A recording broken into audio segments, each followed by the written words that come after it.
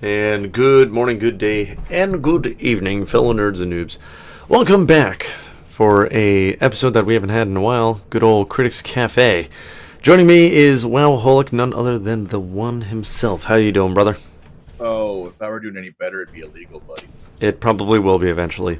It is good to have you here and be back for a moment and just get nerdy for a little bit with all of you out there. And we're going to talk about, we were kind of figuring out what we want to talk about in the nerd spectrum, and figure we'd talk about one of our, just roll with our favorites, you know. I mean, I like economics, he likes history, and I mean, I like history too, but I would give it more to the nerd of history to Wow here. And we pretty much are going to talk about some interesting things, some not so surprising in some way, but Federal Reserve, what are you saying? We're going to talk about the Barbary Wars, Korean War, and some of the details into that, get to know that a little bit, because, I mean, it is a lucid kind of lessons in our school systems. They mainly focused on World War II, is absolutely correct. I think Americana, like, wars, like, it's our wars. It's when we were born. It's when everything happened. The point, you know. So we're going to talk about the Barbary Wars. I'm interested in that. Obviously, that is part of American history, as the Korean War, but it's deeper reasons of lessons of interactions of the last, you know, centuries of human connection, you know, trades breaking and miscommunications, and then just paranoia. I would say paranoia would be definitely a big thing. They're coming. So we're going to get into that, and then we're going to talk about the Federal Reserve update and the housing market, as we do. And let's get into it. The Barbary Wars, 1801 to 1805, and then 1815 to 1816. We're going to go into a little recap here on history.state.gov, and then we'll talk about it. So the Barbary states were a collection of North African states, many of which practiced state supported piracy in order to exact tribute from weaker Atlantic powers. Morocco was an independent kingdom. Algiers, Tunis, and Tripoli owed a loose allegiance to the Ottoman Empire. The United States fought two separate wars with Tripoli in 1801 to 1805 and Algiers in 1815 to 1816, although at other times it was preferred to pay tribute to obtain the release of captives held in the Barbary states. All right, so let's get into it. We got the Barbary Wars. The practice states supported piracy. Is it just repeating the same thing right there? Okay, hold on. Supported piracy and ransoming of captives was not wholly unusual for its time. Many European states commissioned privateers to attack each other's shipping and also participated in the transatlantic slave trade. Yeah, so they were just, you know, literally just hijacking people. Human trafficking. Board your ship, steal all the shit on it, and the ship. Yeah, classic level. The countries like the big countries like Spain, Great Britain, European powers founded. Yeah, they would just be like, here's money. Leave our ships alone. Wow. It's like literally barbaric is what they're like, kind of like the Barbary states. They're so barbaric, you know. To encourage the Barbary states' policy and pay tribute to them, as it's allowed their merchant shipping and increased share of the Mediterranean trade. And Barbary leaders chose not to challenge the superior British or naval French navies. Like you were just saying, they were just like, here, take our money. Yeah, well, obviously, it's like the big countries were like, well, we can afford to pay them, so we'll just pay them because it would cost more money to fight to deal with it than it would be to just pay them the money. Yeah. Prior to independence, American colonists had enjoyed the protection of the British Navy. Yeah, however, once the U.S. independence was declared, British diplomats were quick to inform the Barbary states that U.S. ships were open to attack. Yeah. Well, there you go. In 1785, Dey Muhammad of Algiers declared war on the U.S. and captured several American ships. The financially troubled Confederation government of the United States was unable to raise a navy or tribute that would protect U.S. ships. In contrast to the dispute with Algiers, U.S. negotiations with Morocco went well. Moroccan Sultan Sidi Mohammed had seized a U.S. merchant ship in 1784. After the U.S. had ignored diplomatic overtures, however, Muhammad ultimately followed a policy of peaceful trade, and the U.S. successfully concluded with a treaty with Morocco in 1786. However, Congress was unable to raise enough funds to satisfy the Dey of Algiers. In an attempt to address the challenge posed by the Dey of Algiers, Thomas Jefferson, then the U.S. minister to France, attempted to build a coalition of weaker naval powers to defeat Algiers, but was unsuccessful. However, the Kingdom of Portugal was also at war with Algiers and blocked Algerian ships from sailing past the Straits of Gibraltar. That was all the Marines too, wasn't it? Isn't the Marines during this in the Navy? Yeah, well, yeah. That's where the Marines. That was the Marines. One of their the Barbary Wars is where the Marines got their moniker, the Leathernecks. Yeah, yep. And yeah, that's pretty sweet because to the shores of Tripoli. As a result, U.S. merchant ships in the Atlantic Ocean remained safe for a time and temporarily relieved the U.S. government from challenges posed by the Barbary states. 1793, a brief Portuguese-Algerian truce exposed American merchant ships to capture, forcing the U.S., which had thus far only managed to conclude a treaty with Morocco, to engage negotiations with the Barbary states. In 1795, the U.S. government dispatched diplomats Joel Barlow, Joseph Donaldson, and Richard O'Brien to North African and unsuccessfully concluded treaties with the states of Algiers, Tunis, and Tripoli. Under the terms of these treaties, the U.S. agreed to pay tribute to these states. The treaty with Algiers freed 83 American sailors. Oh, that's pretty sweet. So okay, verifying. These states just were like, you're passing through here, so in order for us to not attack you, you got to pay us because we are allegiance to the Ottoman Empire. And because we're allegiant to the Ottoman Empire, it is our duty to the people that don't believe in the Prophet Muhammad. It is our duty to plunder and enslave them, basically. Wow. Pretty crazy times. That, when you think about that, it's like, I am the chosen one. I will seek. They would just talk like that in that kind of mindset, probably. Well, obviously not in that tongue, but you know what I mean. That's the zealotry. I call it the straight up zealotry can get. It's like, whew. It is that time. Yeah, it's nuts, right? Yeah. The adoption, the adoption of the Constitution in 1789 gave the U.S. the power to levy taxes and to raise and maintain armed forces. We obviously know that one. Yeah. Well, the U.S. Navy... Navy was different. The U.S. Navy, the bill that created them, actually at the top of it, it says it was created for the sole purpose to combat Algerian corsairs. So really? The reason that the United States Navy was founded was to fight pirates. Yeah, there you go. That's crazy. Oh, yeah, powers that were lacking in the Articles of Confederation. In 1794, in response to Algerian seizures of American ships, Congress authorized construction of the first 6 ships of the U.S. Navy. In 1801, the Pasha of Tripoli, Yusuf Karamanli, Karamanli, citing late payments of tribute, demanded additional tribute and declared war on the U.S. Okay, hold up. Let me just read. I got stuck on the name. Congress constructed the first 6 ships of the U.S. Navy in 1801. The Pasha of Tripoli, Yusuf, citing payments of tribute, demanded additional tribute. Okay, he was like, I want more. I see that you're gathering more money, and you're building ships. I want more. The U.S. successfully defeated Karamanli's forces with a combined naval and land assault by the U.S. Marine Corps. Hoorah! The U.S. Treaty of Tripoli, concluded in 1805, included a ransom for American prisoners in Tripoli, but no provisions for tribute.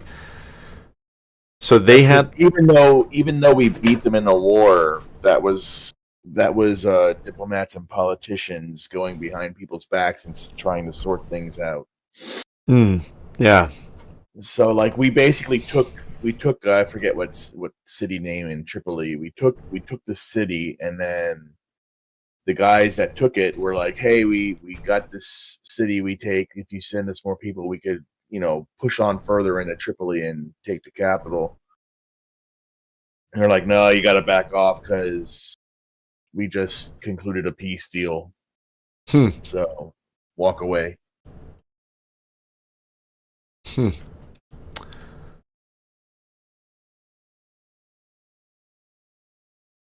And then in 1812, the new Dey of Algiers, Haji Ali, rejected the American tribute negotiated in the 1795 treaty as an insufficient and declared war on the U.S. Good Lord. The Algerian corsairs captured an American ship several weeks later in accordance with an agreement between the Dey and the British diplomats. The Algerian declaration was timed to coincide with the start of the War of 1812. Between Britain and the United States. The war with Britain prevented the U.S. government from either confronting Algerian forces or ransoming U.S. captives in Algiers. Oh, wow. Once the Treaty of Ghent ended the war with Britain, President James Madison, that's what you were saying earlier, requested the Congress declare war on Algiers, with Congress authorizing the use of force. On March 3rd, 1815, the U.S. Navy greatly increased in size after the War of 1812 and was able to send an entire squadron led by Commodore Stephen Decatur to the Mediterranean. Wow. Okay, so that's pretty, geez, man. What times those were. Whew. Yeah, and, those navies, those travel navies, they didn't have the stabilizers as well as we do now, I believe. you know what I mean? They were hitting those waves going across the Atlantic to the Mediterranean. Whee! But still, I mean, humans, we've done this so long now. It's almost kind of cakewalk for, talking about the cruise we're going to get into. This is kind of a good segue in a moment. Have you ever been on a cruise? Me, no. Okay, well, we're going to be talking about that shortly, so... They're fun, but it's amazing. It's one of those things you go humans have just it is always amazing what we can do sometimes. It confounds me. When the United States naval expedition arrived in Algiers, a new ruler, Dey Omar, was in power.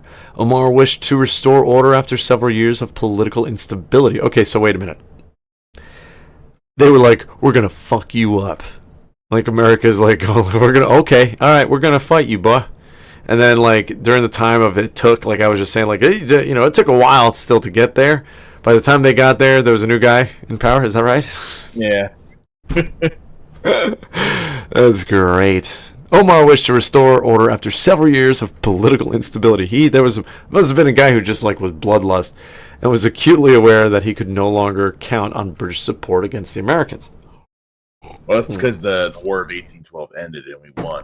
Oh, yeah. So he's hey, I'm good.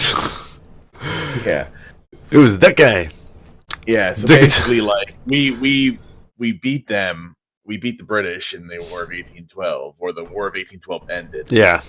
And then the president was like, all right, let's go fucking deal with these pirates again. And they sent the force out to deal with the pirates. So yeah. Yep. Let's see. Decatur,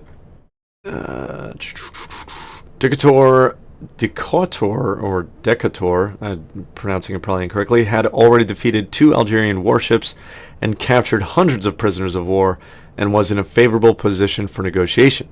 Dey Omar reluctantly accepted the treaty proposed by Decatur that called for an exchange of U.S. and Algerian prisoners, and an end to the practices of tribute and ransom. Having defeated the most powerful of the Barbary states, Decatur Sale. I gotta hold on. Just because I need to make sure I'm pronouncing it correctly.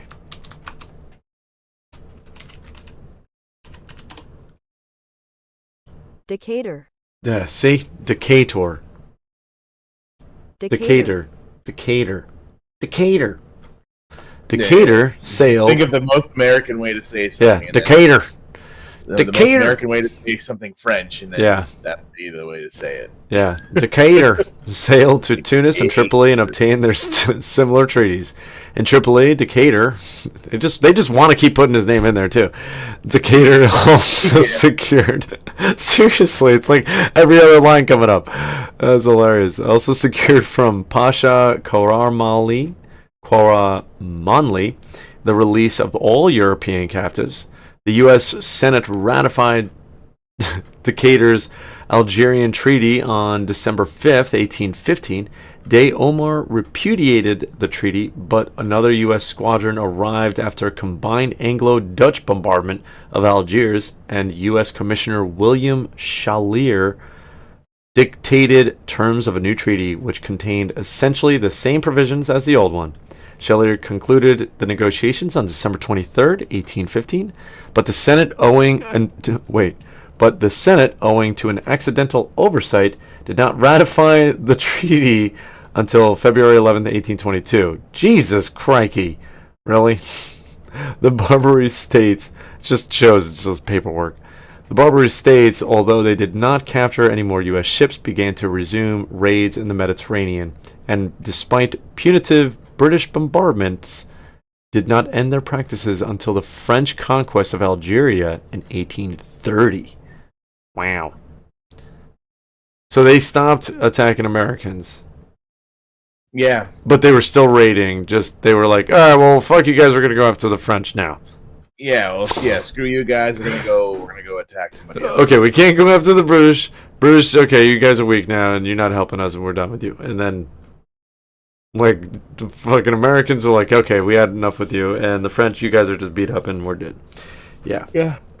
Yeah. That's funny. Yeah, that's good stuff right there. Good Lord. That's a hell of a... I thought you'd find that interesting. That is a good one. That's, that is a epic, like the times too. Like you really think about that. We're such a young nation. We were literally, it just shows like in that essence, we grew. Like we're like, no. like it's just like, stop. We're just trying to make a trade here. Stop fucking with our shit, man. Like, that's what was happening. When you really think of it, it's like us in that sense of free trade, right? Like, we're just trying to do free trade. Mm-hmm. And we didn't have the protection of the bullies on the block, because it's who has the bigger gun as humans work. I got a bigger rock than you. I know how to kill you better. And it's like we were getting picked on, and then we're like, fuck you. Just fuck you, man. Leave us alone. And then we'll shut. And then that's what happens. Like, it's the ring of power. It's the fucking ring of power. We have it, and it's corrupt right now with the CIA and all them. Yeah, you guys know it. You're watching. You're enjoying it, too. You're recording us. Probably getting all the facial recognition that you can get, and then, like, frame us as whatever you want. That's what they do. I mean, like, look how many, like, voice things they do. The only thing is that I do a lot of different voices, so it doesn't know which one I'm doing. And then it's like, no, we already have that there, Joe. We got you, Joe. It's already on file, buddy. Yeah, we've been recording you all those times that you've been doing those voices. So, fool, I say. Next up, we're going to get into why the U.S. got involved in the Korean War, the Forgotten War. Oh, the Korean War. What a forgotten war, huh? Like, June 1950, with the support of China and the Soviet Union, North Korea launched an attack on South Korea across the 38th parallel. Oh, good timing. June, too. Yeah. America was wanted not just to contain communism, they also wanted to prevent the domino effect. Doop, doop, doop, doop, doop. That's not at all freaky, like the domino effect of fear. Truman was worried that if Korea fell, the next country would fall would be Japan, which was very important to American trade. This was probably the most important reason for Americans' involvement in the war. Which, just again, like, I mean, you know, the balance of like that, though, you kind of see what communism was like. We just got out of that. We're witnessing all of it. The fear factor's real. You know, we witnessed 4 years of fear factor, like, we're all in this together, and if you don't, you're against us. You know, I mean, like, really, like, it's real stuff that I couldn't believe when I was reading that. Like, what is a communism? He could be your family. He could be, and they're making it like it's an alien, you know? I remember, oh my lord, the fear. Many Americans believed that they had the responsibility to act because of their commitment to the Truman Doctrine. They had promised to help countries who were threatened by communism. Oh my lord. Yeah, that right there. Fucking Truman. He just like, it's like that can go expansive, you know? Like, oh, I mean, that's pretty much, when you think about it, that's military-industrial complex right there. They're like, yeah, we can go into any country now. Which they did. That was the whole Cold War. Yeah. Really, when you think of it, this was the beginning of the Cold War. The Korean War was the first one. No, the beginning of the Cold War was like when like when would it the be? Berlin and Berlin Wall and the Berlin Airlift and all that stuff. Yeah, let's see the Berlin Wall's construction. I mean, it was 61 is what it says, but you know what I'm saying though. Like, I'm calling the Cold War of like the communists versus like free America. Well, know? I mean, as soon as World War II ended, it was kind of. That's like, what I'm saying. Okay. Yeah, that was the Cold War. Like, that was Like of the two, Russia versus America, and we're not fighting. We ain't fighting you. We ain't fighting you. You know what I mean? Like it was either Russia fighting Afghanistan, and who was supporting Afghanistan? We were, and China, or like China being on the other side, but like Korea, and yeah, they probably were. Like Russia was like, yeah, here's some money, here's some tanks, here's some shit, you know, that we don't need to use anymore because we're using it, and you're gonna fight those guys. So we ain't fighting them, but you are. You know what I mean? Yeah.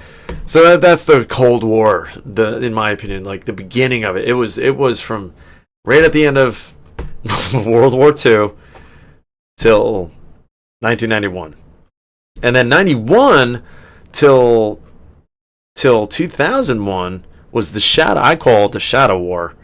That was like Iraq and all the bloodless war and like all these other things that are happening to 9/11. You know. Yeah. And then 9/11 till now is the war on terror. That is just an endless war that eventually was going to come back to be like any American is a terrorist, because that was the NDAA bill of 2012, I think that it was, which was humorously signed by all parties and pushed by McCain to if an American by the year 2025, I think there's going to be over 600,000 drones spying on Americans at least, and the terrorists can, like, homeland, I forget the phrase, but it's that it's pretty much on our homeland that it opens up the door to be that we can be declared a terrorist. Yeah. That we witnessed actually the result of it on January 6th, where all these people that are like in this, you know, black hole, like I feel like I'm witnessing you know, this is like Stalingrad or Nazi Germany kind of stuff, where people are being put in without a trial. I'm pretty sure the Fourth Amendment was supposed to do that. Oh yeah, we got rid of that. You know.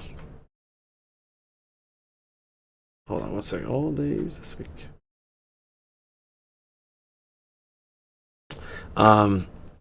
Yeah. No bueno. Americans believed that the USSR was behind the North Korean invasion, and they were determined to stop Stalin, because that would do it. The U.S. believed it could win and believed that China would not intervene. They also had hoped to take advantage of the USSR's boycott of the UN and to get the UN to agree to military help for the South Korea. What do they call it? The white caps? The white helmets. Did you ever hear about that? What, the UN peacekeepers? Yeah, the white helmets. Yeah, hold on. I think this is. No, that's not it.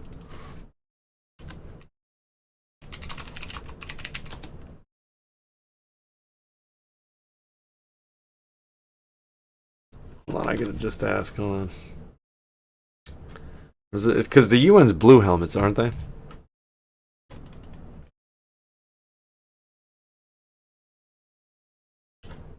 Right? Is that? Yeah. What is the? Honestly, I don't remember. Put some music in the background, bruh. Some lo-fi.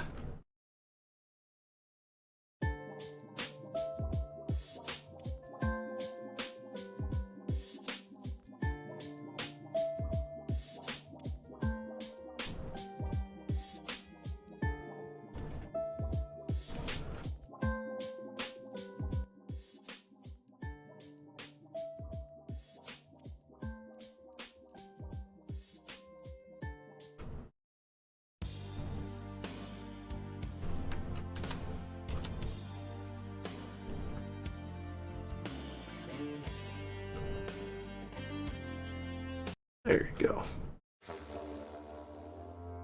D&D, bro. We are going to be doing some of that today. Surprise, motherfucker.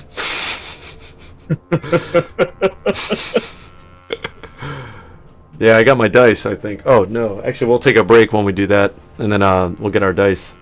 Play some D&D. Go to the World of Azar. Share it online. Are we going to play today? Yeah, we'll do that. I got one more hour to kill of time that we're going to be just chilling. So we can play for about an hour, do a scene if you want. And then we'll talk about the different things that's coming up with the cruises. Is my phone just starting to ring now? Okay. So let's do a quick thing. Oh, hold on. Before I get ahead of myself, because I'm like getting all sidetracked with the Berlin Wall too, and that was like pulling me that way. The Berlin Wall, fucking let's build the wall down fucking the Mexican wall, because that'll do us good too. The advance of communism. You know, hold on. I gotta just pause for a second. You know what that reminds me think of? I just saw like the Wall of Gaza. You know, have you seen that shit?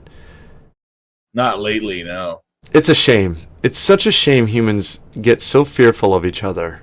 It's literally when I watch Naruto, and it can bring tears to your eyes in moments, because you know he was bringing it of real historical events in a way, like of villages. Who perishes the most of a war of two men in a room that are, you know, wanting power? The children, the women, the innocent that are, you know, trying to live peacefully. You know? Mm-hmm. Oh, are you playing Destiny 2? Is that what it... Wow, it just popped up on my Discord. That's pretty sick. It just popped up on your thing. It's like, yeah, playing Destiny 2. I'm in and I'm not really doing it. No, yeah, you just... Yeah, I gotcha.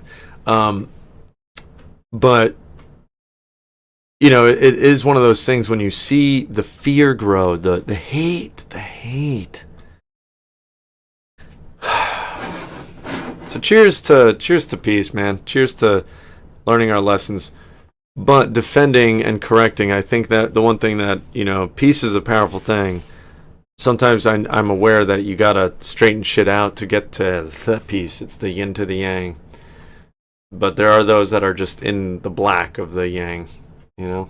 Yeah. Well, sometimes force is necessary, but... That's why the Jedi were this balance of it, and then even they were corrupt. That's what was interesting of Anakin's point of view. He saw their corruption. You know, in reality, he saw that they were contradicting a lot of their own selves. Even, side note, I'm really getting nerdy with that one.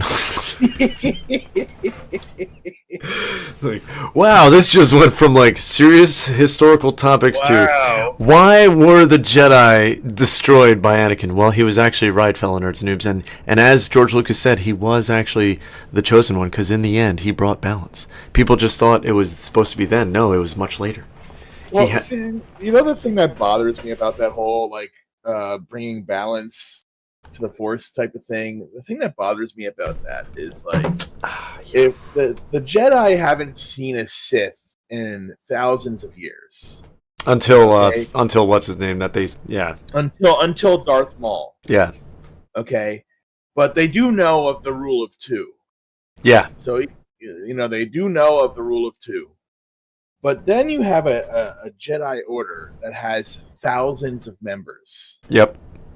So tell me, what would balance in your mind be if there is an evil organization that has two members and a good organization that has thousands of members? What do you think balance would be? Is Anakin going in and killing all the younglings? Right. It's like he's like your future. I need to kill all the future because these kids are wrong. They shouldn't know the Force. Like it blows my mind that they're like, oh yeah, we have to train him, and then they just like, whatever. Like, Well, they think about it. They take them away from childhood. They rob them from their kids, their parents. well, I mean, they did that to all of the young children in the Jedi Order were like that. None of the Obi-Wan didn't know who his parents were. Yep, exactly. Like it just blows my mind that they're like, yeah, we're the good guys in this situation, and like, really, like, I mean, at least you know where you stood when you were in front of a Sith Lord. You knew where you were. You know what I mean? Like, you knew the situation you were in. Darth Plagueis. Yeah. I mean, and even Darth Plagueis was like an unusual Sith Lord because he wasn't like excessively violent. He was a man of science. Let's go. So really quick, I'm gonna bring us back to the nerdiness because we are gonna take a break and we can go deep into. Don't worry. No, I'm having to I'm like sidetracking myself purposely. Back to our topics of nerdiness of economics. Just gonna go into a real quick thing. Federal Reserve. Oh, good old Federal Reserve.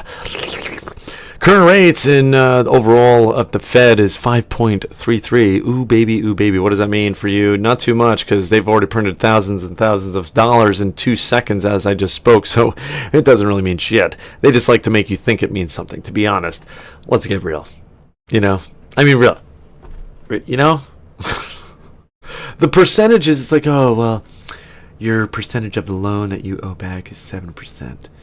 Yeah, it's actually more like 50% in reality, the devalued currency that I am having to pay you back that I had to work for to get to it. You know what I'm saying?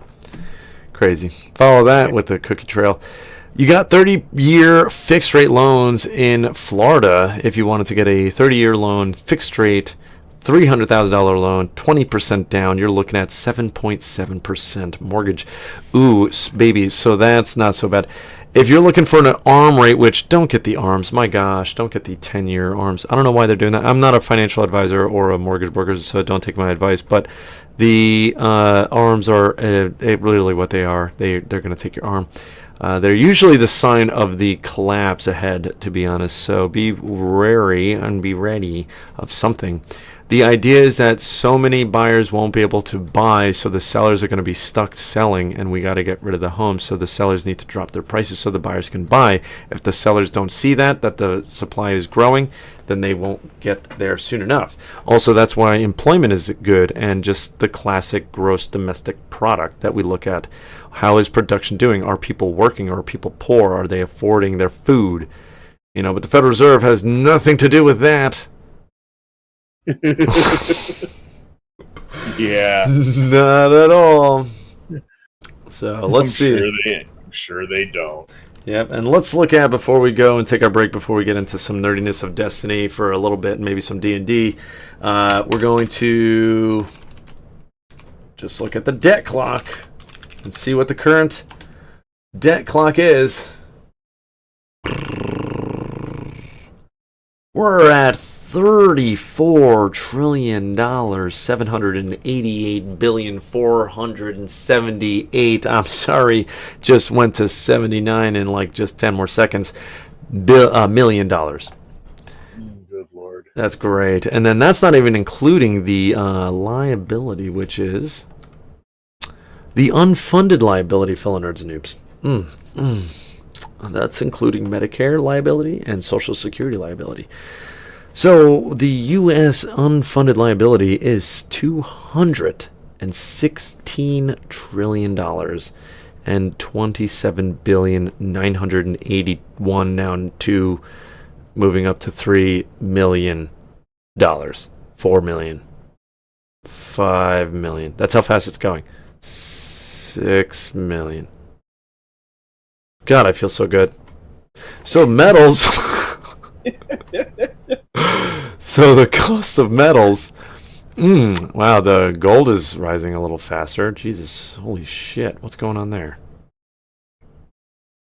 What is going on there? What is that? Production. Oh, man, that was freaking me out. I'm like, why is it going higher? It's production. Okay. The amount of gold ounces and silver ounces is rising, which is always good to see that the production has increased to find these metals.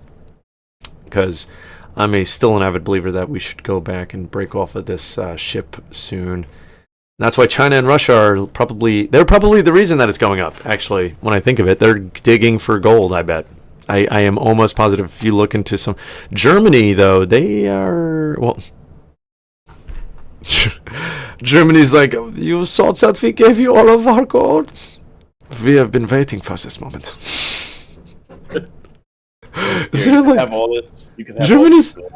Germany is higher than fucking the International Monetary Fund. Italy's right behind them, and then France. Okay, it's good to see that the Italy and France are still hanging in there. And then you got India way down there. That's pretty cool. Okay, so let's see. Silver to dollar ratio. Let's see. What is that? It's Syrian money? What is that?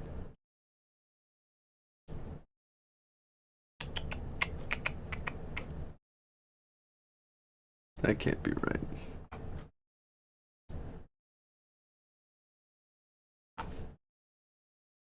Hold on, the last bit here. Oh, there you go. There it is. Gold.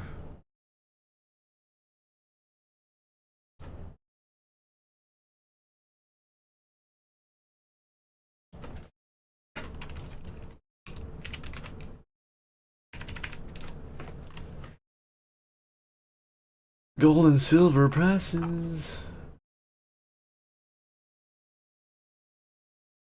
Gold currently is at $2,329.59. Silver's at $30. It's been hovering there, so I think it's at a solid 30. Platinum, $1,047. Palladium, $945. Even. Yeah. Gold is pretty amazing. It's got all those things. A little. I mean, it's one of the most fungible things. Yeah, really. Yeah, and it doesn't oxidize, which is a big thing. It's flexible. And then I found out that it's in clocks, certain analog clocks. Like it's actually like on those, those little frequency bars that we have. That it's like a very, very, very, very tiny one. And the gold, it's like a tip of gold that keeps it. That's what keeps the metronome going, or something crazy like that. I'm like, what? Yeah. Gold's pretty crazy. All right, nerds, noobs. Question. Yeah, question. How many Forgotten Wars can we name, man? I mean, like, there's some deep ones that go way back, I bet, that are just, from the Romans to the barbaric times, to you go to the Mongols, you go to their wars, fucking Genghis Khan, baby. Which I'm sure we're all cousins in some way because of that, man. Yeah, to a degree. Yeah, he made his way around. Talk about a hoe. So, all right, let's take a quick break, and then we'll get into some gaming here, and possibly D&D if you're down. So, I'm always down for D&D, man. You should know that now. I know. It's good stuff. Hey, man, brother. As your D&D master, come on. I know. It's awesome, brother. That's why I figured we'll just maybe just talk about some Destiny. We don't need to play that. I'd rather do some D&D myself. And, sounds fair. Yeah. All right, nerds. We'll be right back. We're going to take a short break and be back in about 10 minutes. So...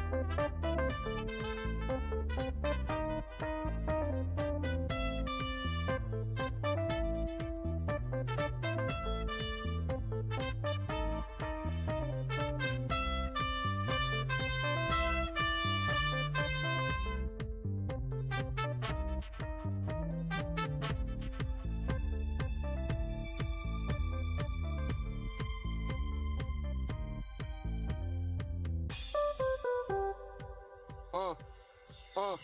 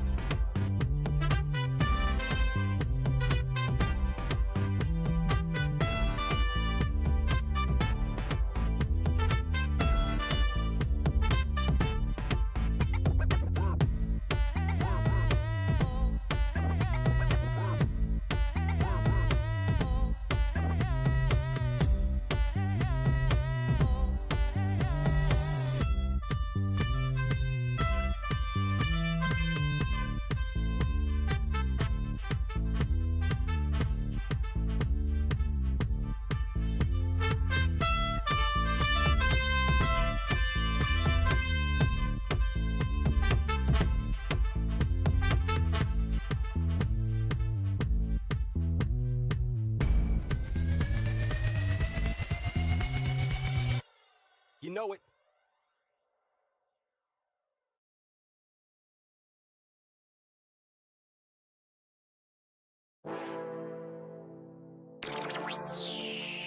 Yeah, yeah, huh.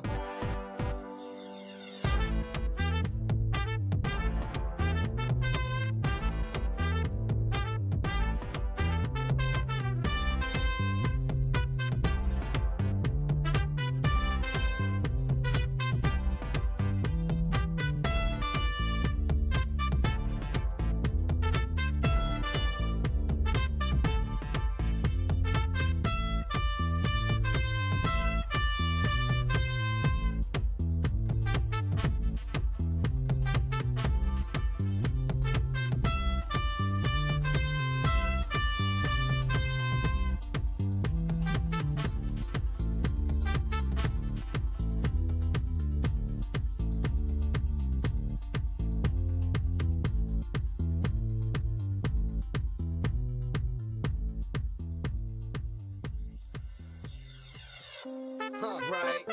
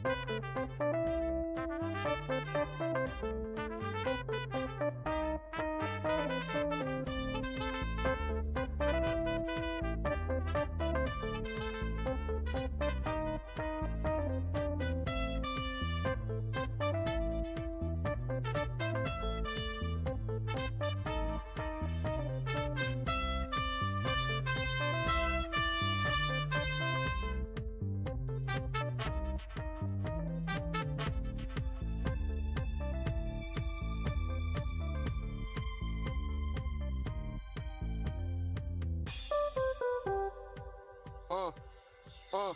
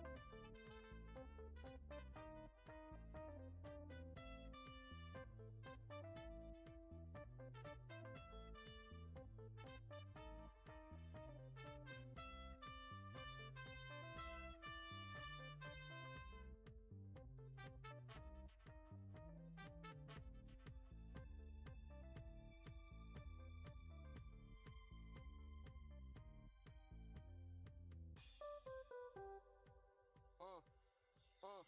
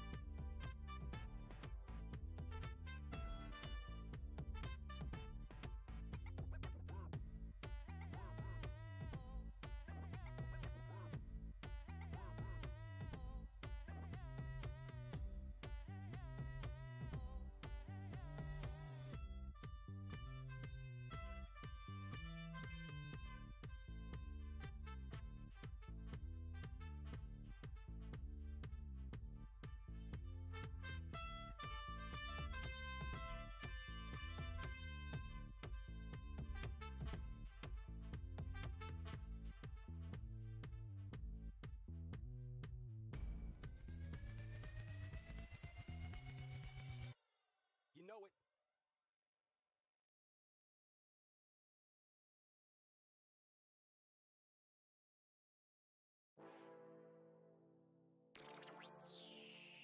Yeah, yeah, huh.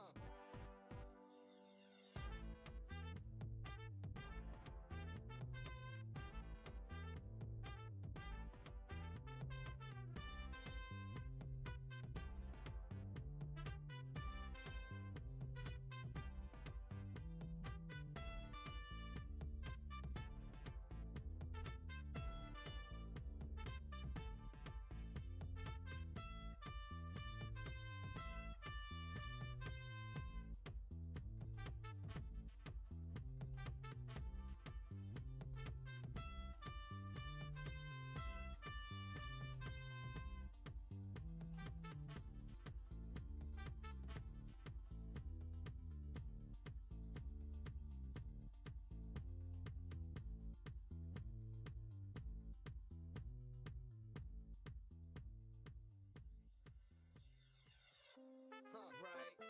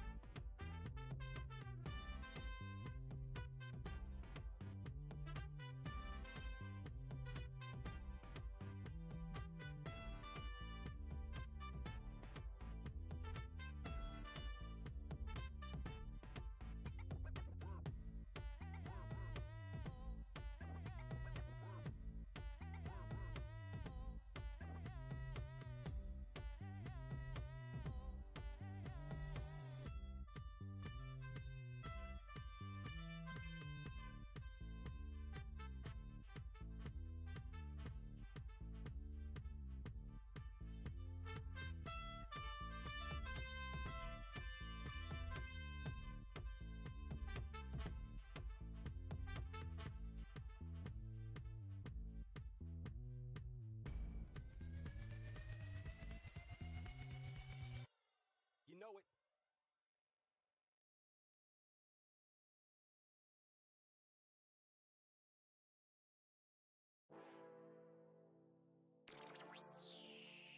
Yeah, yeah, huh.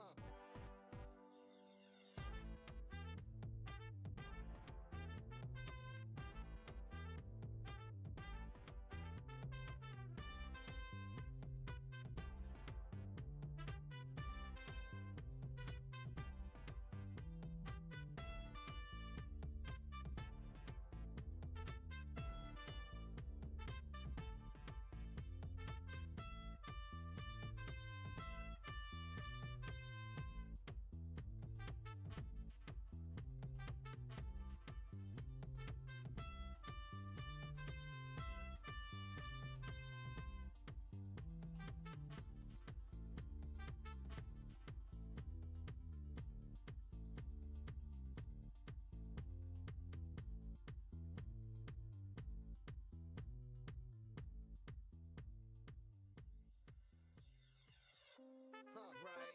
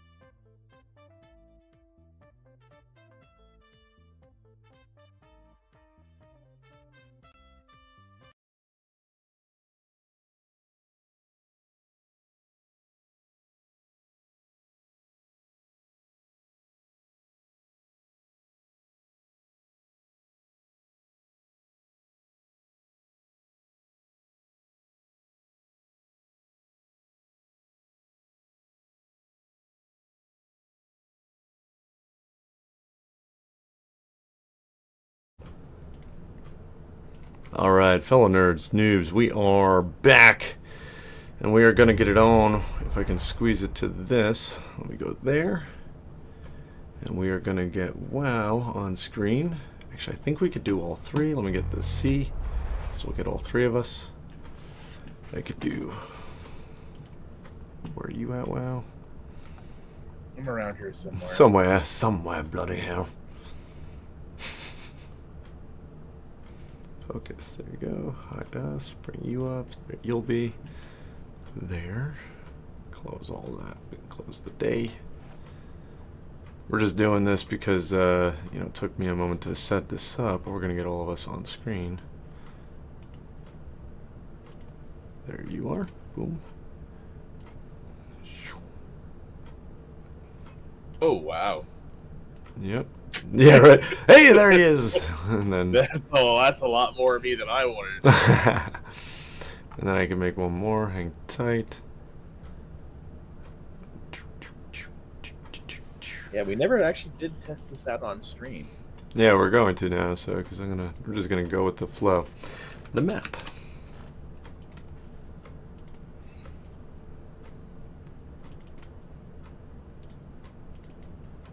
And there it is. Yay. Look at that. Let's bring it in the other background, so. Yeah. Map. And I will fix that shape. Put a little filter on it. Good old Moose would be proud of me. Oh, Moose, we miss you, bro. I remember those days. It's like, you need to put da-da-da. I'm like, oh, for fuck's sake, man, I'm just trying to play a game. He's so funny. Good stuff. There it is. Boom. And I could probably make a bigger one too, so let me just check one more thing before we get started here. I'm just going to go into another room. Yeah, that's for 4. Okay, and then I think I would just do the... Hold on.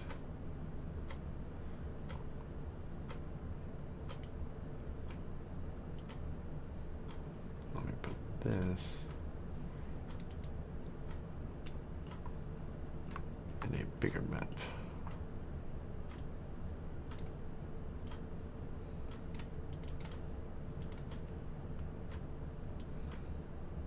Yep, there you go.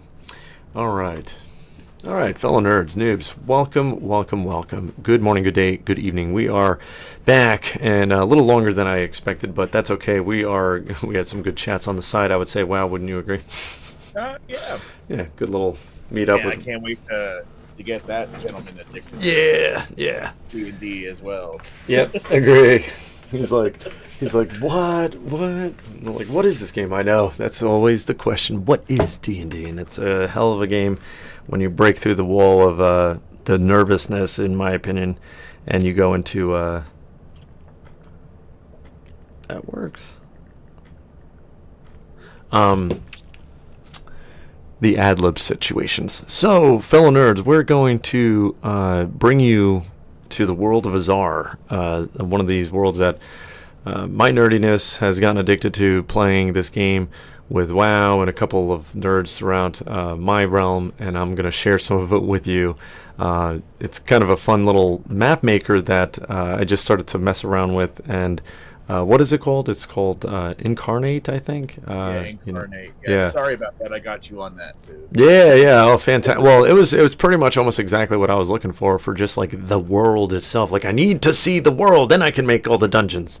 Like, it's just, where do you begin? And I think it's a great start to give a nerd or a noob a session to kind of just dive into. It's very user friendly, in my opinion, too. Very, very user friendly for the free version too, because it's you could pay for more, and they're not even paying me for this advertising. But Incarnate, yeah, go check them out.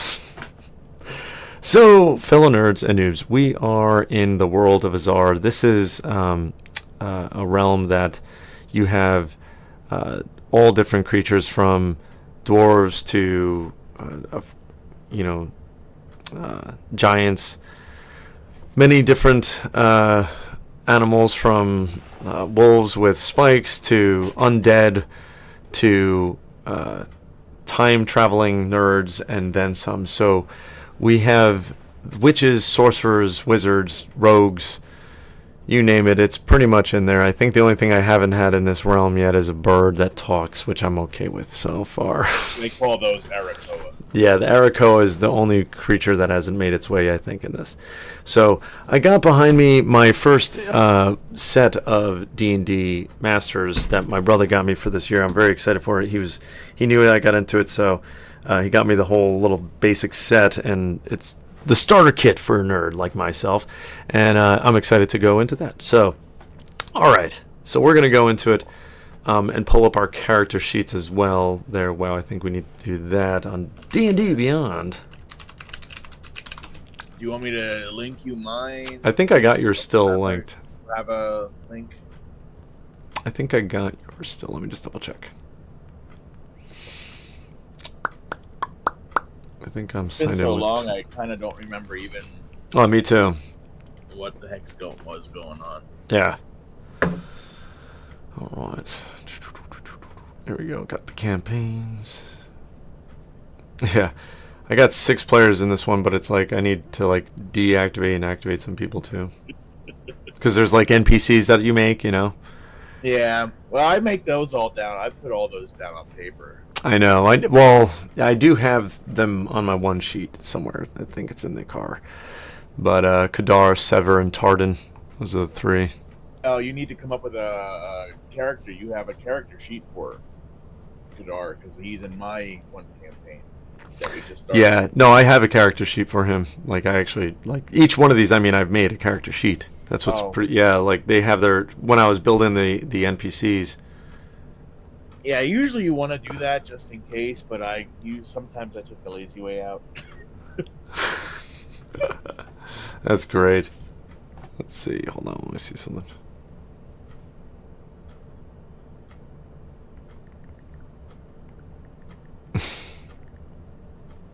Okay, let's see here.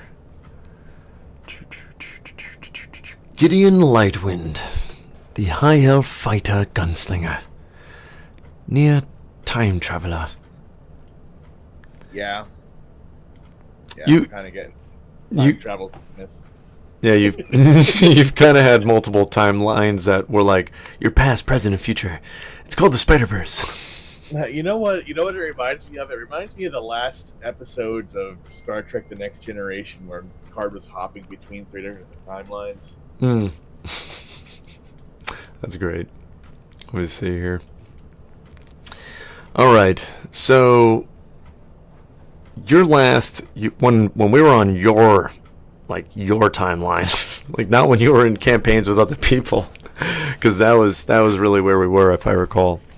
Yeah. One of the last things you had experienced was, were we in? Let me just pull up the map actually, because I am like, where were we? Let's see.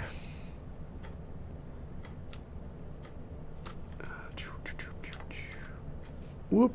Don't do that. You personally, were you in the Broth or were you up by the Skull Bay? Were you even over on the other side? I'm like, Well, we were getting close. Well, the last time I played, I remembered we were getting close to that altar. the shrine. that was- Yeah, that was yeah. with That was with Scratch other- Scroat. And that was with other people though. So. Yeah. Yeah. So let's see. Let me pause this. Get you right here with your character sheet. That's there. Okay. So the world of Azar. There's 2 main cities. The city of Oasis. Let me actually pull up the map too so you can actually just see the map. The city of Oasis, which is over to the east. I'm sorry, to the west in the Greenlands, past the Lake Dawn and the Great Canal. And the city is full of technology, riches, and full of wizards. And there's 7 main sorcerers who are in the top council. And there's lore that there was once a dark witch who had poisoned the city of Dire on the far side of the world. In the desert sands of the Barrens and the Broth, the Dire was once a rich, beautiful city that had become poisoned by the Dead River, that has been silenced by a witch who has not been seen since. To the south, the Valerian Mountains are the High Monks, who deep below is the screaming forest that only a witch's dreams would come true. To the unknown darkness that no one comes out of, to the north, with the rustic mountains and the free folk in Freeville, and the pirates of Skull Bay, all the way down to the marshes and the inner coast. To the opposite side, you have the frost, where only a few people have ever lived, And then you have, again, the Great Canal and Lake Dawn. That is a beyond visual eyes can see from one end to the end, no matter what. Until you get to the Falcon's Ferry Watch, you have ferry station. You have the West Watch and the East Watch, and one that has only seen more ruin at this time. So, fellow nerds, we're gonna go bring you in to the broth. We're going to focus in on Borut, up north. Can I focus in on, can I highlight this stuff? That would be cool. If I could do that. Let's see.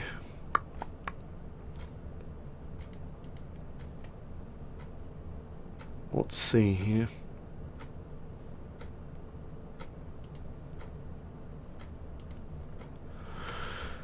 Oh, what would I be able to do there?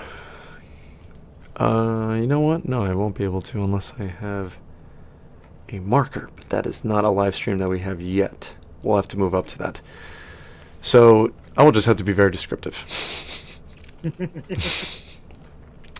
So to the east of Lake Dawn is the Broth, and in the middle of it is Borut, a set of village where there was once just a couple of tents and now an inner city trade route from city to city, from the rustic mountains to the dire to the interchanging trade route across to Lake Dawn from the ferry stations.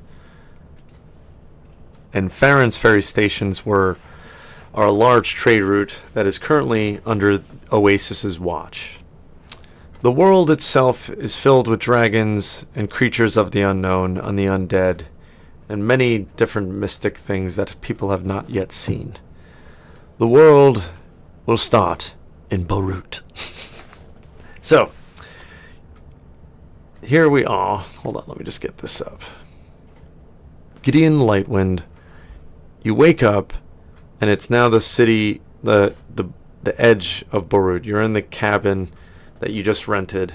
You just finished one of your bounties you handed in, and you hear a couple commotion outside. And as you're waking up, you can just feel the nice heat already breaking onto the desert sand. And you hear a couple of ruffling creatures as well moving outside. What do you want to do? Well, I suppose I will look out the window to see if I can see what's making that noise. All right, roll a perception check. Okay.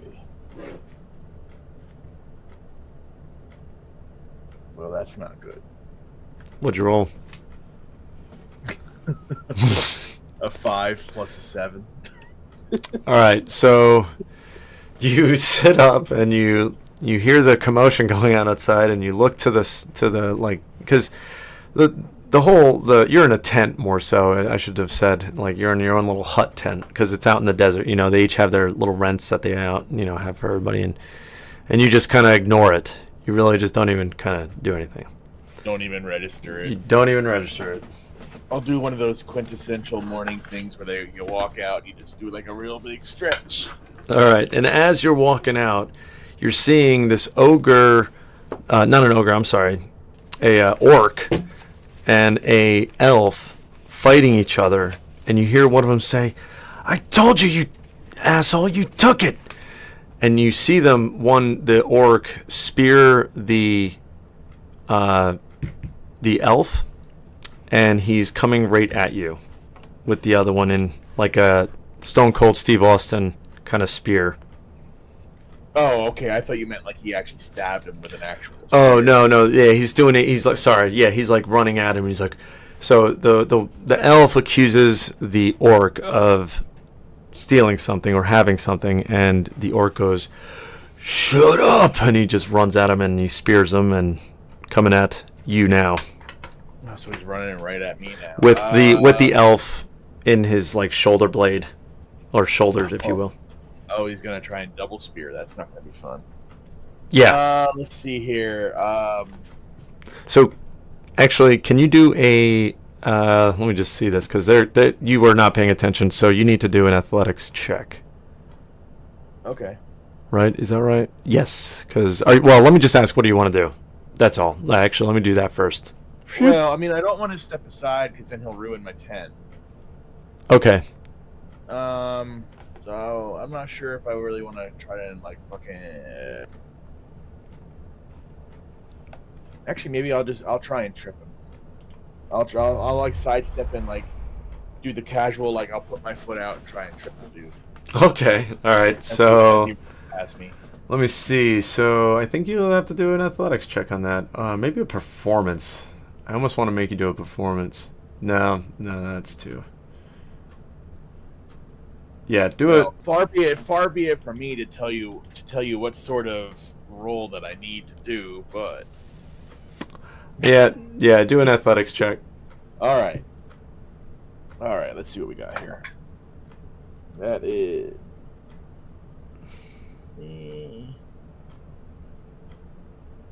that's a total of 23. Oh, wow. All right, so you're like stretching and you just like confidently like look at them just and you're like, huh. And then you kind of like roll your eyes. You sidestep. You put your foot out and you hit them directly. The orc, he's running with the guy and you hear him just like going, and the trip pushes them to the left of your tent. And you hear the guy just tumble and they just roll over each other, kicking up a bunch of dust. What do you say to that, or what do you want to do to that? All right, well then I'll walk over to them as they're on the ground, and I'll just kind of look down at them and what's your malfunction? Shut up! None of your business there, Walker. You're right. I am walking. Well, that's right. He's an orc, right? Yeah. They kind of only respond to force, if I remember right. I would remember something like that, right? I'm gonna be learning these things, so that's where I'm heading now.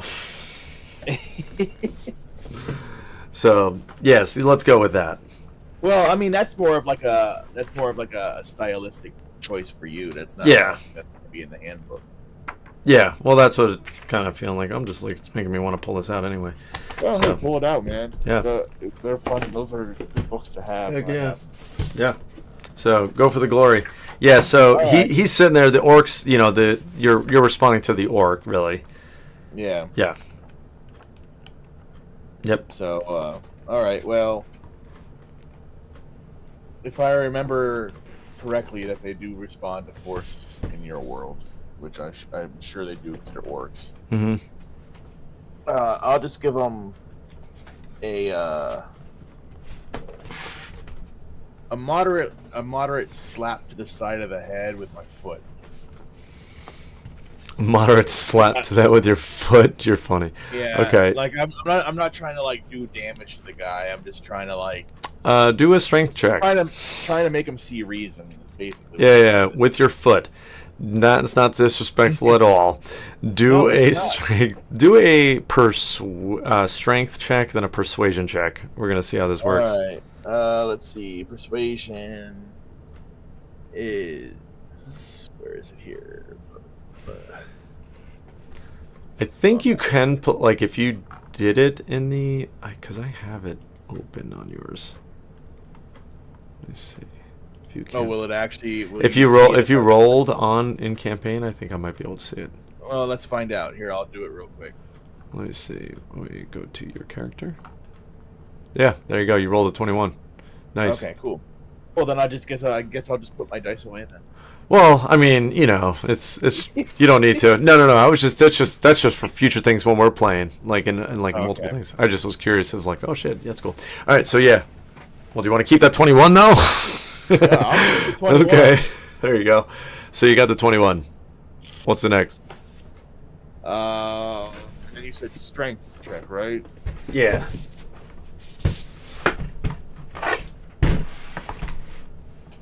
That is 15. Okay. All right. So you hit him with your foot, like just enough to get his attention, and he like looks at you and he's like, "What are you doing?" And you go, "What is that you want to say to him?" Like What's to your malfunction? Well, no, you already asked him that. Like this is to you to convince him. to just to convince him to just start talking. yeah. Okay, let's see here.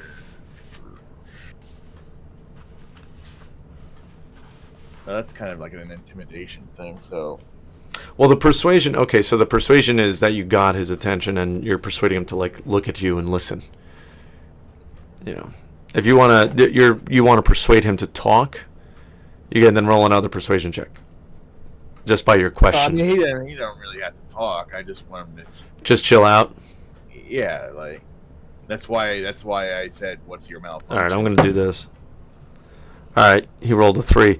So yeah, he listens to you. He's like, he's telling me that I took it. Took what? None of your business. Okay. None of my business. I'm assuming I left my tent armed.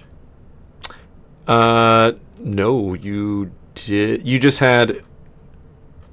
had woken up and you did not talk about bringing up your gun. So All right, so let me just put it this way. Let's recast. Recast how this. far away are we? How far are we from my tent? Oh, you're just right outside the tent. Like you're behind, like slightly to the right to the behind. Like you're about 5 yards away. Okay, well, I will calmly turn around, walk back to my tent, and I'll just randomly pick up one of my weapons. All right, let me go back to your weapon list because you have a couple good ones. Yeah, it doesn't even really matter which one I pick up. I'll just pick up one of them. You know, fellow nerds, the reason he's so confident about this is because he knows the level of the weapons that I had given him noobly so early on in the game that he's like, oh, I just pick up any one of these. Any one of these will do. So we'll give him, he picks up his rifle, his automatic rifle. This one's a great one. This is, like, I remember you making this one. You have a 2 bonus attack and damage rolls made with this magic weapon.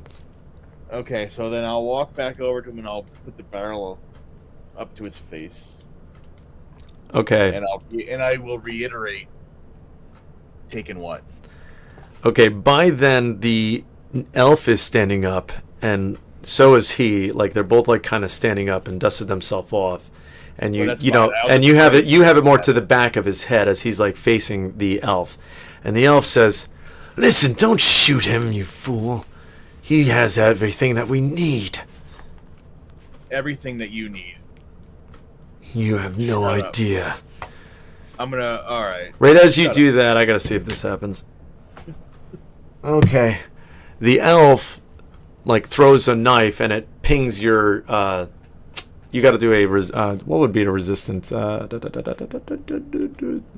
another strength check be in It's there? gonna knock the thing out of my Yeah, hand. he hit it. Do a yeah, he did a sleight of hand.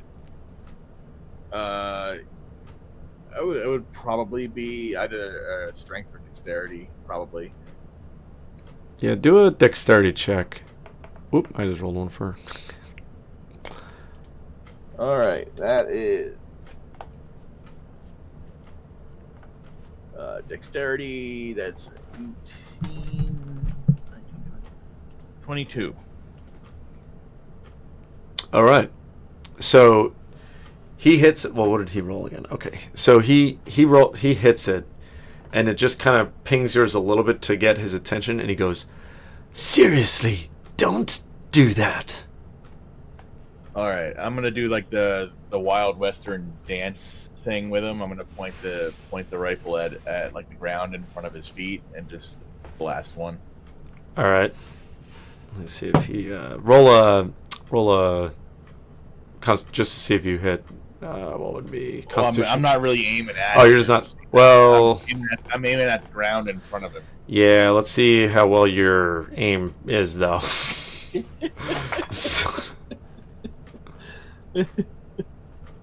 Let's see here. Actually, I don't even see that rifle on. The rifle I was looking at. See in inventory. Oh, is it in inventory? Yeah. You have 4. Oh, yeah. Yeah. You have, Okay. yeah. You Yeah. have 3 that are broken, I think, or 2 that are being fixed. And the vicious revolver is what's broke, I think, because that's what Sever broke one of them. Oh, I thought the rifle was the one that was broken. Maybe I'm reading them wrong. Are the reds are what you have equipped? Yeah, the reds. Oh, okay. Then you have it's a revolver is what then you have in your hand, pretty much is what it Okay. would be. Yeah, not the automatic. Yeah, the rifle's what's broke. That's what I thought. It was just I read it wrong. I read it wrong. Yep. Okay. That's what's being fixed. Okay. So, All right, so then that's a 15. sorry. What were we rolling for again? I just kind of got. See if I shot the ground instead of. Oh, okay. Yeah. So you shoot right right by his feet is where you want to shoot. Yeah. Okay, he doesn't move, but he just kind of looks at you. He's like, "You just got these? You have no idea where I have received these. These came down from Desire. How dare you?" Oh, and he starts dusting himself off and like cleaning himself up, and he goes, "Listen, you seem like you know what you're doing. You have a good shot there. We could use you." And he sits there and he looks you dead in the eye, and he's going to try and just convince you and see if you could do just do a roll to see if you get higher than a 13. Oh, what am I rolling for? See if he's gonna convince you for a moment. I rolled. What is that? I can't read that. Hang on. I guess he convinces me because I only rolled a 5. Oh, okay. Well, there you go. Yeah. So he convinces you just to listen a little bit more. That's pretty much all you're gonna hear. It's not like you get to choose what do you want to do. I'm just getting Yeah, in. I know. Yeah. So he sits there and he looks at you and he goes, "He has the key that we've been looking for. Our world needs it. And you, I don't know who you are, what you're doing here, but you could either be out of our way or you can help us." Or I can kill both of you and take the key. Silly words.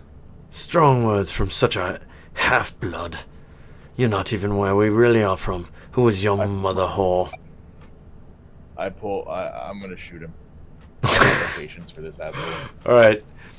Go for I'm gonna actually target it. Like I'm not gonna like shoot him to kill him. I'm gonna shoot him to like hit his shoulder Mm-hmm. to prove a point. Like don't talk about somebody's mother like that. Go for it.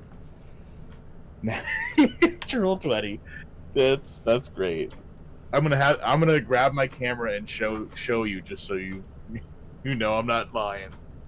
Oh, you rolled a 20, is that what you said? Yeah.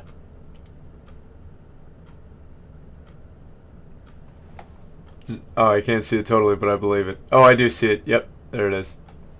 Those are the good die. My baby. So where do you want to hit him? How do you want to shoot him? I'm just gonna like pop him in the shoulder. Left shoulder, right shoulder? Yeah. It doesn't. The left or right doesn't really matter. I just want to. Okay. So you I want to shoot. make sure that this causes pain and not just like. Let me just see one thing of his character. I'm rolling for his armor. Okay. So you shoot right into his left shoulder after him saying that, and it just pings right through his like arm, and he's like, "God, how dare you! You have no idea who I am, do you?" No, and I don't care. Once you talk about my mother like that, you're lucky I don't put one between your eyes. Yeah, well, we probably have the same mother, you fool. She was a whore. And he Forget. before you get to just start shooting back there, Wild West, the orc stands up and he goes to grab your gun as you try and shoot and roll for another dexterity to see if you actually roll for a perception, see if you see it. Well, I mean, I can tell you right now, I'm loving this dice. It's a shame I left this in my drawer for so long. Nice. Perception, that is going to be 16 plus 7. So a lot. Okay. So yeah, no, you beat it. Like So 20, yeah, 23. no. So you sit there and you see the orc come up and he's like, "Hey!" when he just tries to grab your hand and you just move it out of the way. And what do you want to do with that reaction? Okay, like is he like leaning forward like in my path or? Yeah, he like literally tried to grab it, and your hand went from here to there like that. Okay, So well, you're then you're I'll now just be aiming like- to the right towards your tent. All right, well then I'll just quickly pull my arm back and like if his head's in my path, I just want to kind of like do like a quick pistol whip. Okay. Like Do a like strength back- check. like- Do a strength check. on yeah. that? Yeah, like I don't really care how much damage it Yeah. does. I'm trying to like daze the guy. Like, Yeah. that is strength. That is 14. Okay, I just gotta pull this up to see.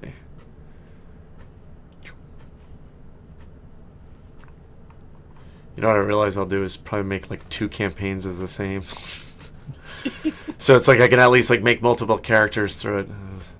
Like these are the NPCs. That's what D&D Beyond needs to do if they don't already. If like you can make your own NPC list. Let's see. So you rolled a what? Sorry. 14 total. 14 total. Okay, let me see. Okay. So it hits him and he gets hit on the side. He's like, listen, you don't need to do this.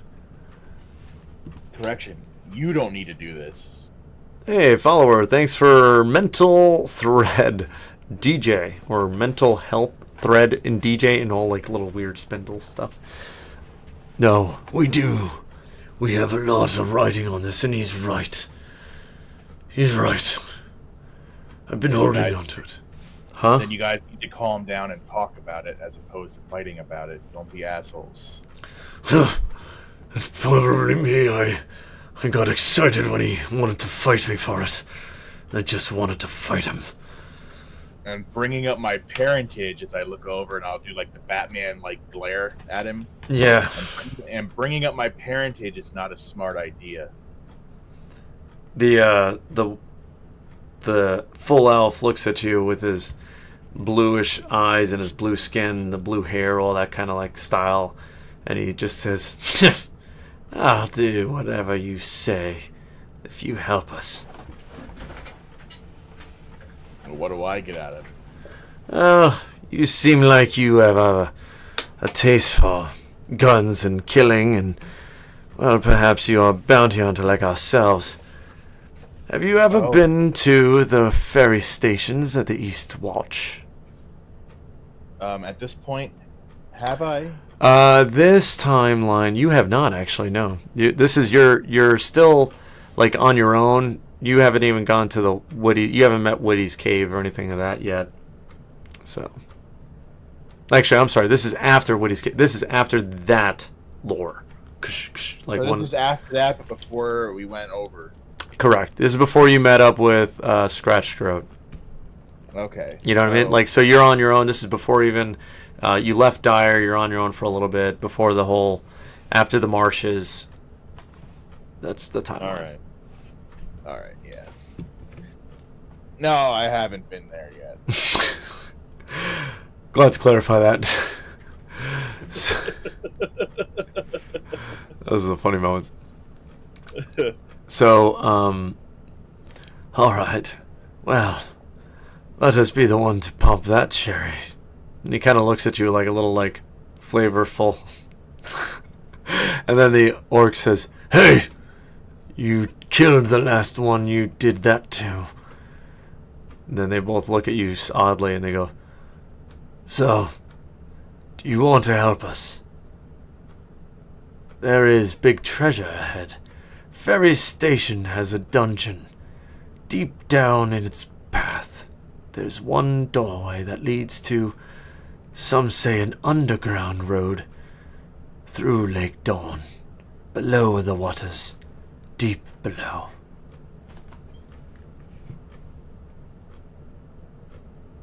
Do I want to help you? Not really. You guys are assholes. Will I probably end up helping you? Yes.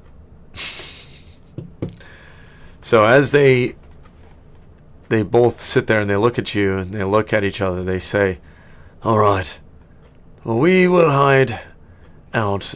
I'm sorry, we will ride out here shortly." I don't know why he's got that voice. I gotta get my voices back in check. It's like, he's got this other voice. You know, it's like, when did the orc turn to a British? They're all They all go to like, sounding like a dragonborn blacksmith. Yeah, right. Oh, I'll tell you what. Oh, oh, that's so funny. Yeah, that's the hard part is like keeping the voices. You know, you gotta practice that. Lord have mercy. Yeah. So the orc. Well, rescue.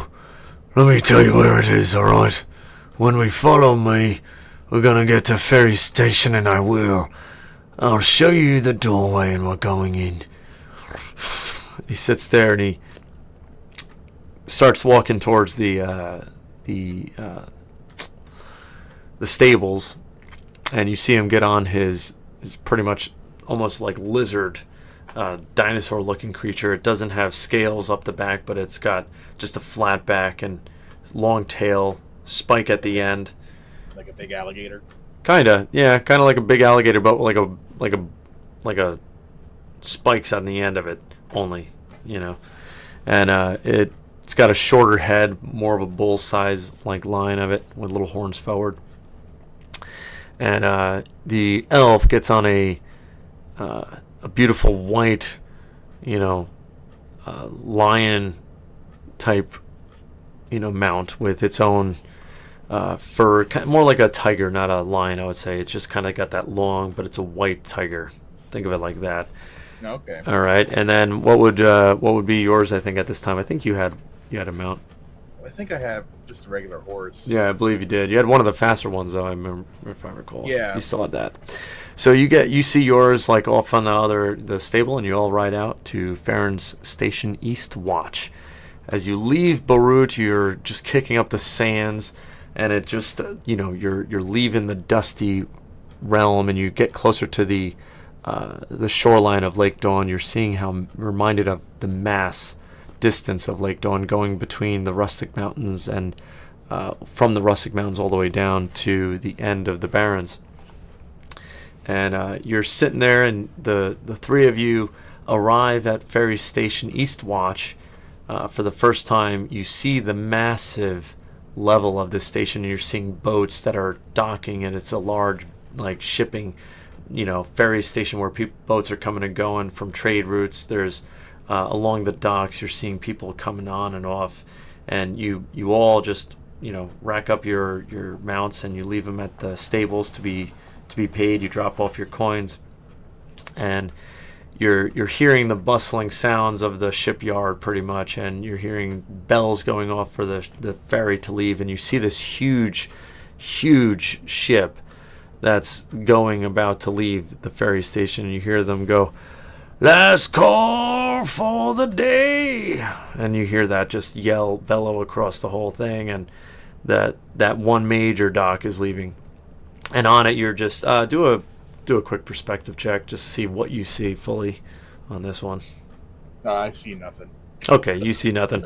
You literally just keep your head down, and you're looking, just to not draw attention to yourself. You're not really sure of what it is, but you're seeing the massive, what I want to say is like the ferry station, like the size of what, the Statue of Liberty was. It's this massive temple-size monument, and you see almost like at the top this monument of a what it looked like a warlock, and that's what the all of a sudden as you look up, you see it, and the elf says, "Farron, he's so full of himself, he even made his own statue just because he killed the dragon."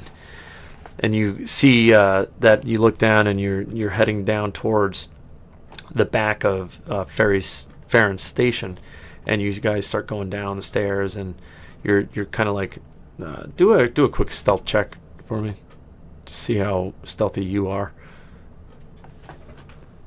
And we're gonna have to call it in just a little bit, so I'm gonna try and wrap up a little experience here because I got timeline. 9.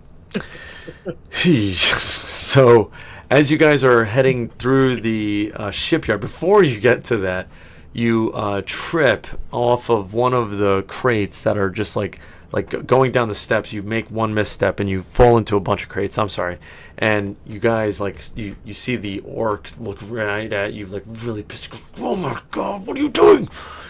What are you doing? Get up! You shouldn't have put that crate there. I didn't put it there. You're gonna cause more attention than my bloody self. Not likely. And he sits there and he farts right on you as you're laying there for a moment. Oh, that'll get you up. And he starts moving faster ahead of you just to get out of your way, and he opens the gate that leads down to the ferry station. And all you see is darkness as you go down, and you see the ahead of you. It's not you that's leading. It's first the elf, and then you're behind that, and then the orc has behind you.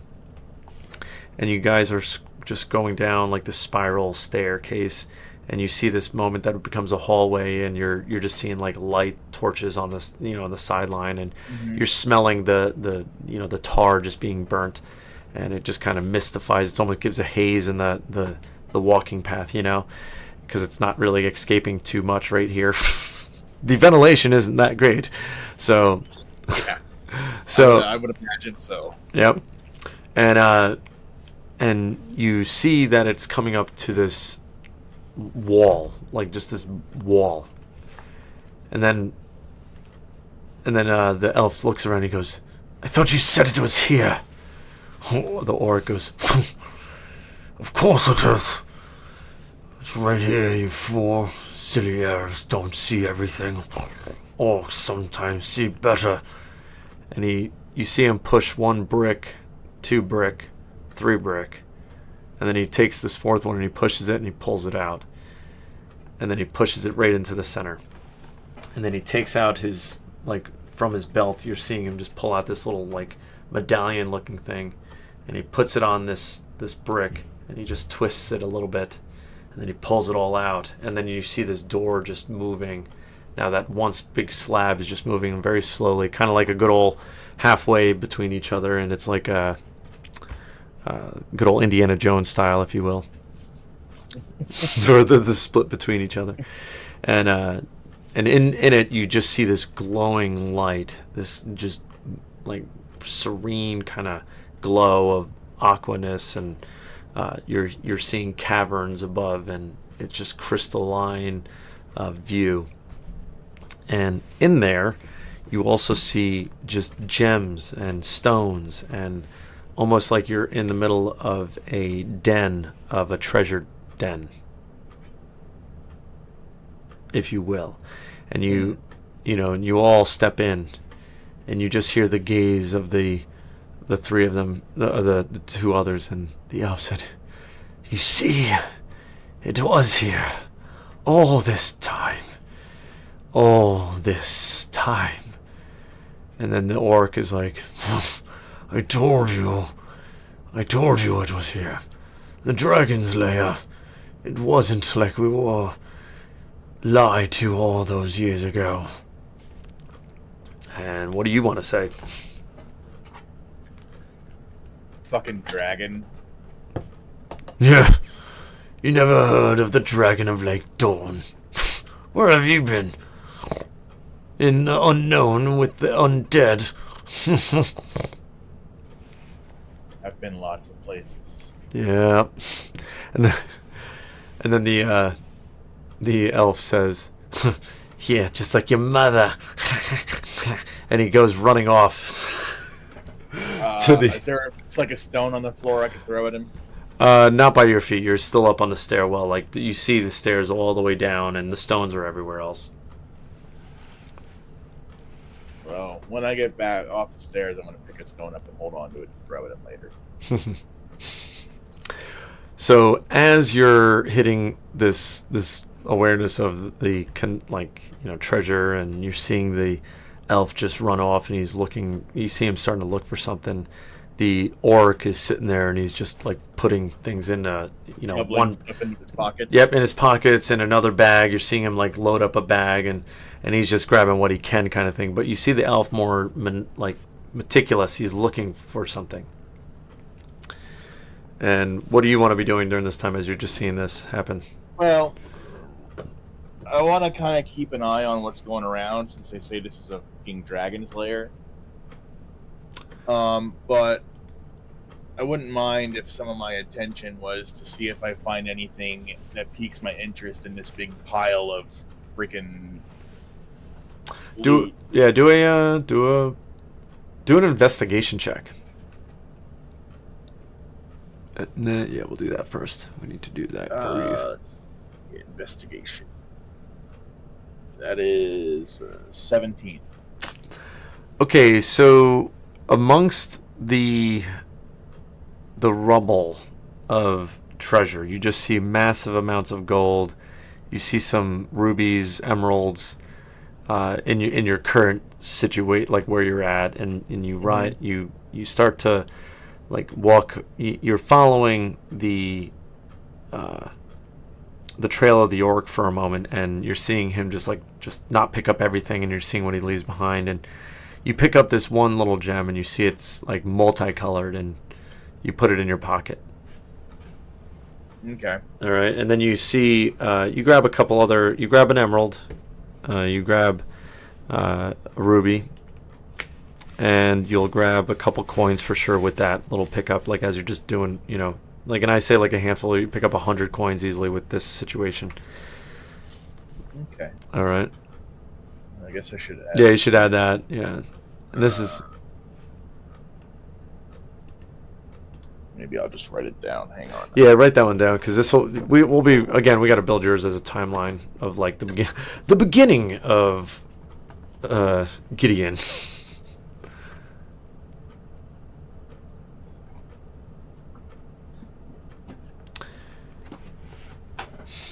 Grab one of my 30 notebooks.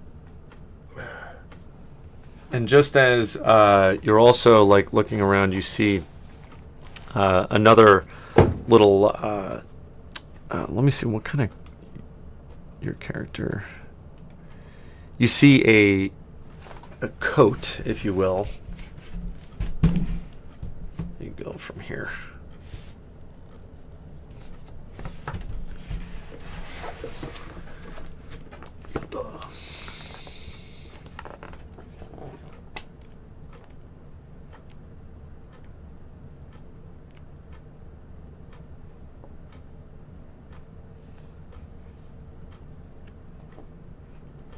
That's cool.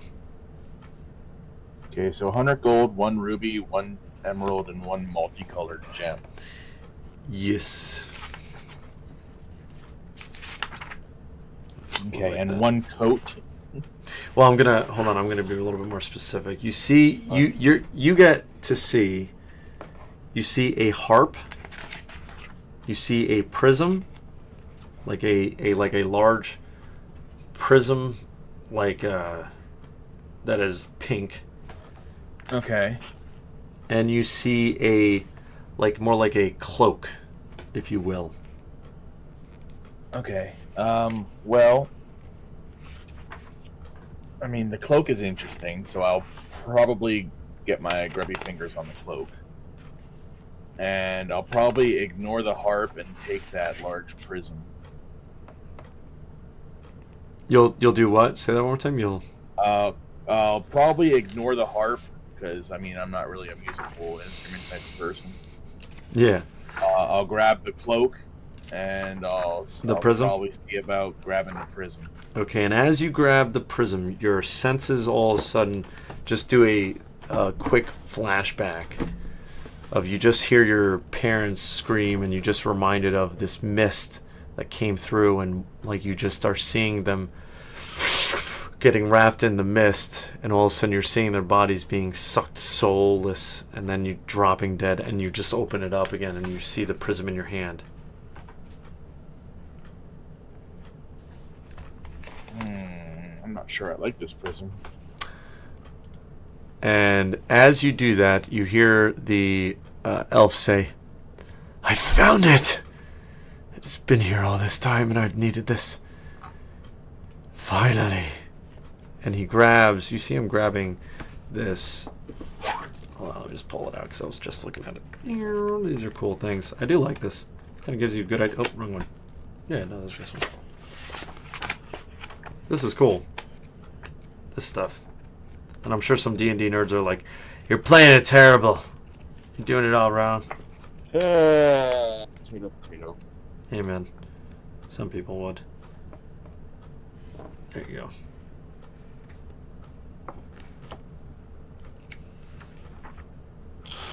There it is. You're seeing him grab a trident. And he's holding it in his hands. And as he's holding it, you're seeing it just glow with green and pink and purple just radiating through it. And he's just holding it over him, and he's just like, you're seeing it just kind of absorb through his hands and going around his body, and now his body's kind of glowing. Can I do a history check to see if I know what that thing is? Yeah. Yep. Let me just keep it out.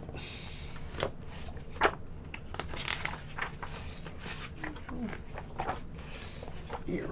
Let's see. Back to you.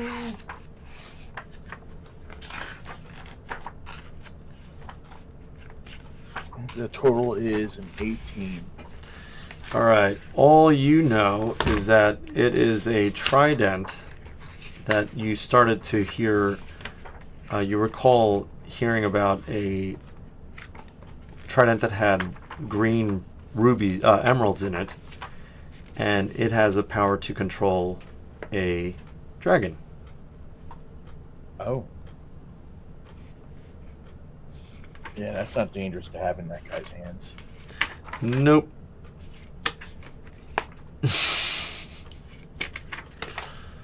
So as you're sitting there, you're seeing him all of a sudden absorb this.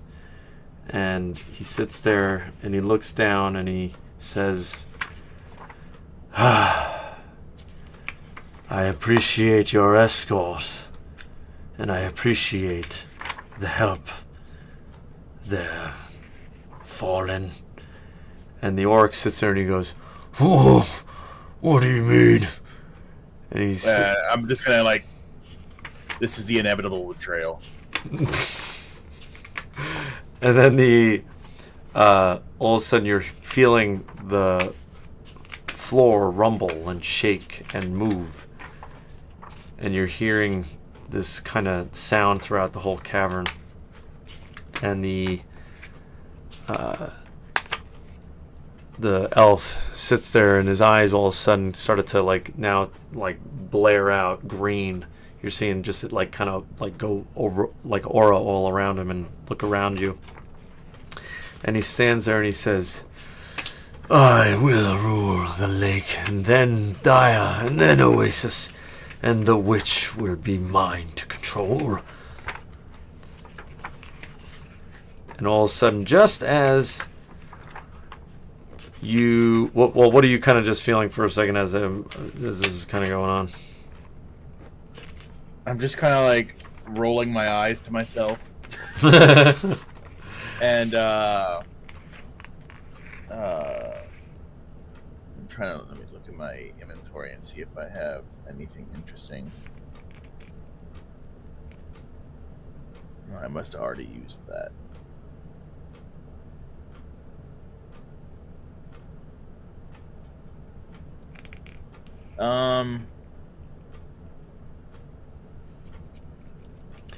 And just as you're in this kind of shaking your mind mood, the elf sits there and he goes, "Enough with you. Oh, there. Moving on." What'd you get? No, I'm gonna have to probably use this on Okay. that asshole later. I'm gonna just All throw right. a dagger at him real quick. So just as you're doing that, you feel the ground shake, and this dragon jaw comes through the underneath and up and crunches the orc, and you just see his head kind of cut off from its jaw and roll at your feet. Shocking. And you're seeing the continuous dragon, the size of it is almost overtaking the room. and its jaws clench down a couple times, throwing the body in the air, eating it, and you hear this rumbling throughout the whole entire cave, and the shattering of the coins and the gold kind of tumbling. Okay. While And we're gonna have to almost pause it there. Next time on D&D. What do you want to do? So I don't forget what I'm trying to do. I have a pack of Dust of Dryness. Okay, what is that again? I gotta double check. It contains pinches of dust that, when sprinkled over water, the dust will turn. It turns a cube of water 15 feet by 15 feet by 15 feet into a marble. Into a what? Into basically like a marble, Oh, okay, cool. like a sized pellet. Mm-hmm. I can. Basically, what I want to do is I want to throw the whole pouch that I have into this dragon's mouth to see if I can get it to become the water. to fuck with its fuck with the dragon of itself. Yeah. All right. Roll for a. Let's see. Roll. I think I would have you roll for a dexterity. Okay.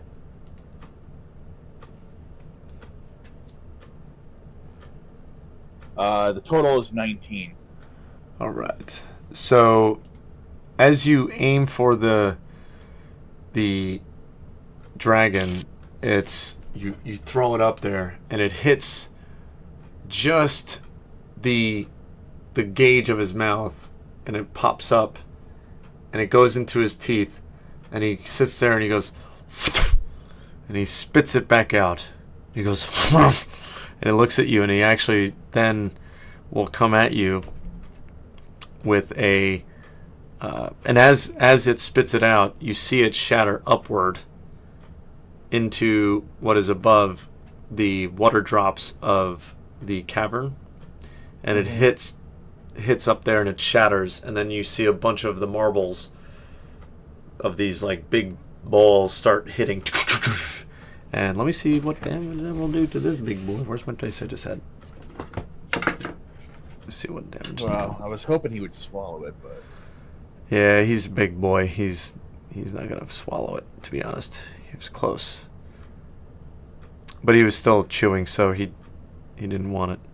But you see that part of his mouth also is like swollen because that tongue got a little bit of it, so his tongue is like kind of like this, like puffed out. And yeah, and you're seeing these. Let me just double check.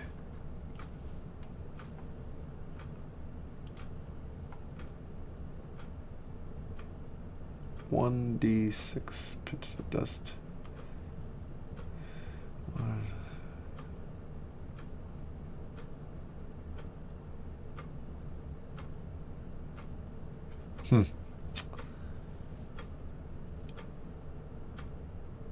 Elemental composed of water exposed to pinch. D13. Let me do that. That's actually what I should do first. So, okay. Well, I rolled a 17. Saving throw, taking D necrotic damage if failed. Okay. well, I mean, if you're just rolling for like, That was a DC is what I would have had to do. well, no, I'm just saying, like, if you're just rolling for damage on like pellets hitting it. No. I was rolling to see if it actually, like, I was resetting my story if I needed to. Oh. I should have rolled first to see if the guy should have read it because it was a DC of 13. Yeah, but it's an elemental. Well, it's partial elemental of a dragon, that you're witnessing here. It's like a water dragon that you're kind of fighting here. But as it sits there, it hits it, and it goes into this realm of like beat down by a bunch of pellets. It sits there and it swings its tail, and I need you to do an acrobatics check.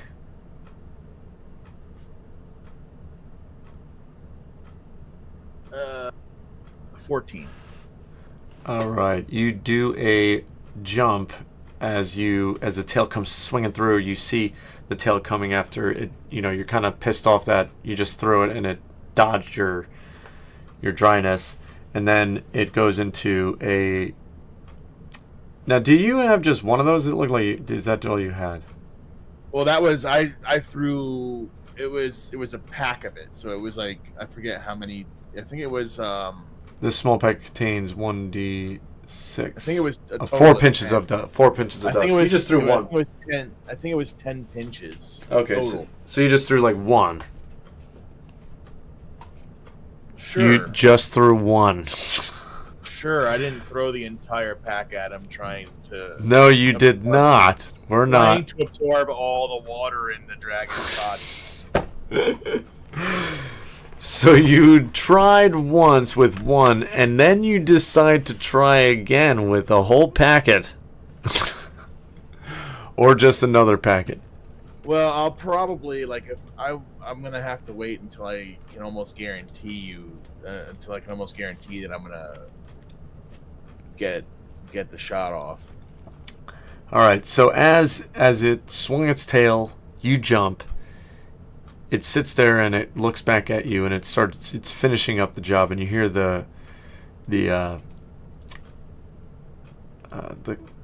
elf in the background say, "This is the end of you." It's kind of becoming like one of those NPCs that just starts saying something repetitively. "This is the end of you. This is the end of you. Ha ha." All right. I do got to call it in there because I'm going to have to run and roll, and we'll catch up with this a little later. That is a good style that your character should have gotten in there. I should have given it to you. I'm sorry. It was a 19. I was giving, the reason was because I was like, well, it's a dragon. His DC should be 25, at this, like, a little difficulty. But I guess I should, but It's got a really big mouth, though. I know. And that's where I was like, yeah, I know. He ate it. Okay, nerds, he ate it. So here, I'll put it this way. Story time. You sit there and you throw it up into his mouth. It gets into its mouth as it sits there, and it was like just about to swing its tail at you. And all of a sudden you're seeing the body just start to bellow out from its stomach. And you're seeing the elf go, "What did you do? What did you do?" And all of a sudden a bunch of marbles start pumping out of its body, just like from its abdomen. It's like going like just a bunch of fucking shit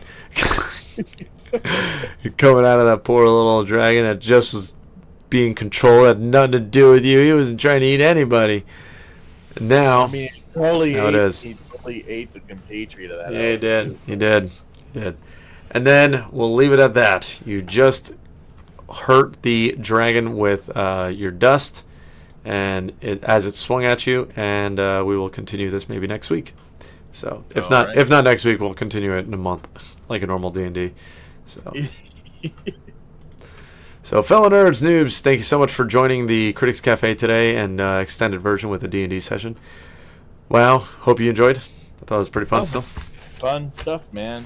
Yeah, cool. Don't get to play often enough. Yeah, ditto. So have a great day. Stay well, stay nerdy. Remember, life is a balance. Enjoy the ride. Rock and roll. Bye. Peace.